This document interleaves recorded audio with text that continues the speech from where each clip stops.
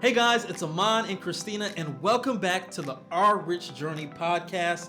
Oh, we are talking about real estate today. Yes. I love this question because our favorite pastime is investing in real estate, renovating homes, doing live-in flips. We could do real estate all day, every day. It is what we chose to do in early retirement as our passion project, but it also gives us the benefit of additional income because our investments are returning so well. Yes, so this question is from Anna, and she has a question about whether or not to invest in real estate in the United States or invest in real estate in Portugal. So we're going to play the question, but just to give you some insight to the listeners is that we did invest in both. We invested in the Bay Area, the California Bay Area, and brought real estate there, and then now we're also invested in property in Portugal. So let's listen to her question. Hello, Aman and Christina. This is Anna. I live in Philadelphia, but I have double nationality, US and Portuguese. And I am considering moving to Portugal, back to Portugal, I should say, next year. And I have been wanting to invest in real estate, but I keep thinking that I'm not sure whether I should invest in real estate in the US or in Portugal. And I was wondering what led you to decide to invest in Portugal versus investing in the US and perhaps getting higher yields. And just wanted to have your input on this. Thank you. All right. Oh So my the goodness. real estate question. That is a great question. You know, real estate has always been a part of our FIRE plan, right? We talk about if you are pursuing financial independence, you must have a plan for investing. You have to invest in order to build wealth. And so for us, investing in the stock market and also investing in real estate was a part of that plan. It has always been our plan to have real estate when we retired and generate income from that real estate. And so I think it's great that she's talking about also investing in real estate. It is a great way to diversify your portfolio and to diversify the streams of income that you'll have when you retire early. Yeah, I love that you hit on that word diversify, right? Diversification. We talked about that in our last episode as it related to individual stocks and a total stock market index fund or ETF, but it also can apply to various different asset classes like investing in real estate and investing in the stock market, or investing in real estate in the United States and investing in real estate in Portugal, right? You have more diversification with your investments, which tends to make your investment less risky because you're not putting, basically the concept is you're not putting all of your money into one single investment. It's sort of spread out to spread out your risk. Like I said, we did invest in the Bay Area when we were there, and then we ended up selling our properties for over $400,000 in profit. But then later we moved to Portugal and we bought these properties here. One of the reasons for us was diversification, right? Because the majority of our money is in the US stock market. So we have a lot of money in there. But by investing in real estate in Portugal, which is not tied as closely to the US stock market, we're getting more diversification with our real estate here. And we just saw just incredible opportunities for real estate investments here. Anna had mentioned, is it about the yields? For us, it's always about numbers, crunching those numbers. What can give us the greatest yield? Because when we're thinking about whether we invest in real estate in general at all, it's because we want to get a higher yield in those investments than what we would anticipate if we were to invest in the stock market. So we've mentioned this before, but historically, on average, the total stock market returns a 10% yield every single year on average. And so when we are thinking about which investments to make in real estate, we want it to be well above a 10% yield in profits from that. And that's because real estate involves more work. Our investment portfolio in the stock market is so passive, we don't have to do anything. But when we're investing in real estate, we've got Amon over here renovating everything. We'll chip in a little, help out a bit, but it's more work. So the more work you put into it, you're expecting a higher yield. And this goes back to when we were investing in real estate in the US, right? We had to put a lot more of our own sweat to get the returns that we were looking for investing in the US. We don't necessarily have to put that much sweat into the real estate that we're doing here in Portugal. But in order to get a good return on our investments in the US, we were living in the homes, we were flipping the homes, we were house hacking. We had to do all of these unconventional things in order to get a good return, especially as mom and pop investors with not a lot of money. We bought our first piece of real estate in the San Francisco Bay Area with an FHA loan. It was only a 3.5% down payment. And it was a semi-fixer-upper. We fixed it up. We pulled out some of the equity in order to buy our next piece of real estate. And that would have been the only way that we were able to get into real estate in the San Francisco Bay Area, was by buying a primary residence with an FHA loan and doing this live and flip strategy. It was almost like a semi-burr strategy.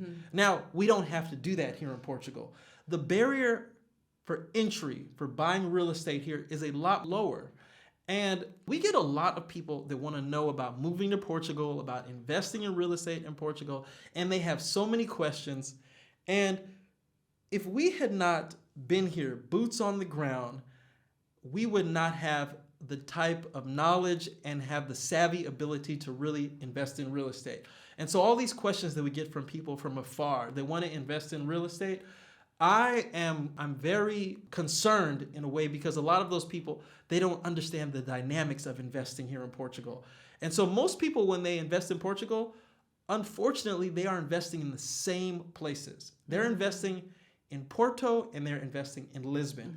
And from our perspectives, the return is not that great in those cities. You really have to go outside of those cities and identify a niche. That's what we've done with our real estate investing here. We've found a niche and we are getting a tremendous return because we've done that research. Yeah, so I definitely think, at this point in time, if you're looking at investing in real estate in Portugal, it's going to be harder to find those deals in those major cities like Porto, like Lisbon, even some areas in the Algarve. So you really have to find, you have to spread out beyond those areas and find those deals. But I want to bring up something else that you said, which was that barrier of entry. If you can find those deals, in most cases, you're going to find something where it's a lower barrier of entry because the home is less expensive than a home in, I think she said Pennsylvania or She's from Philly. Philly. Okay. So it could be potentially less expensive to buy a home here. Now, Anna, you said that you were going to be returning to Portugal. So my assumption is that you are familiar with Portugal. I don't know how long it's been since you've been living in Portugal, but one of the things that we did when we moved here is we rented for a year first, because we really wanted to get this idea of what is the real estate market here? Where are the good areas? We wanted to find a good deal. So we took the time to find that. So for anyone who is actually interested in investing in Portugal real estate, I would say take some time, move here, rent first, really get a lay of the land and see where those deals are so that you can find a property that will give you that 10+% return that you're looking for. There's something else about living here in Portugal. You need to establish relationships with the people that are here. If it's not real estate agents, it's definitely the handymen, the electricians, the plumbers, all of these people that a real estate investor must have a relationship with, because if you don't have those relationships here in Portugal, you will not survive.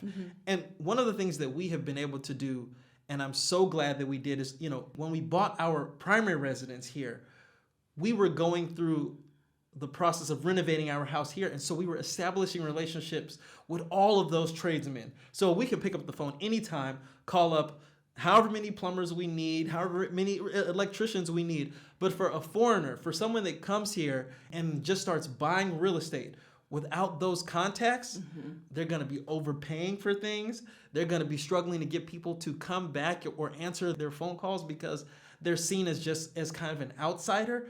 And it's been so nice that we've been able to establish friends and relationships with the people that have been helping us on our transition here to Portugal. It's great that Anna is from Portugal, so she probably has friends or family here.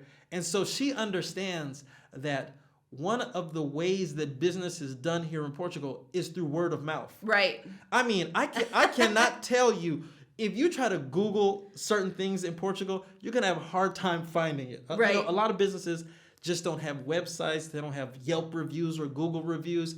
The reviews are your friends, your family, your neighbor. Do you remember we were looking for some work to be done in our garden? Uh-huh. And the advice that we got from our neighbor was Go go to to a the cafe. cafe. Yes. Go to the cafe and ask around. So you Right. gotta hang out in the cafe for a couple of weeks. Just, first you don't walk right into the cafe saying, I'm Who looking knows for I'm a some-" plumber? Yeah. No, you gotta, relax, have a cup of coffee, have some work on your Portuguese, and then finally get around to, hey, where I can find a good plumber. But that's how things work in this environment. Right. Right? Right.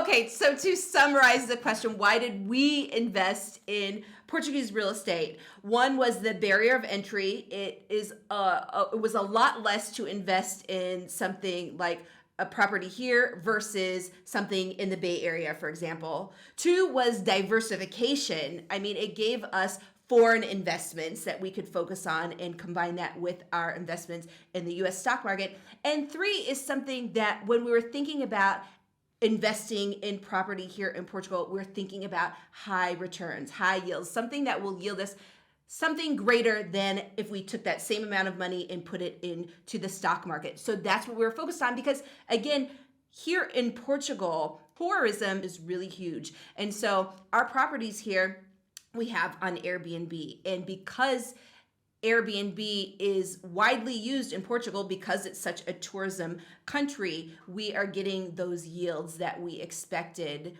So that's why we decided on property here in Portugal. We hope that answers your question, Anna. And like we said, if you come back to Portugal, make those connections, find out different areas outside of those key areas to look for, and you could very likely find a really great deal.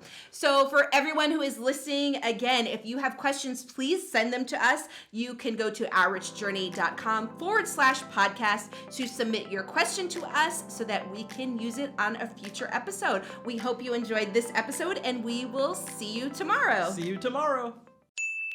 Remember that we are not financial advisors and the views expressed by us are solely for entertainment purposes. You must make responsible decisions, and that means making decisions based on the thorough, independent research that you conduct. Thanks for listening.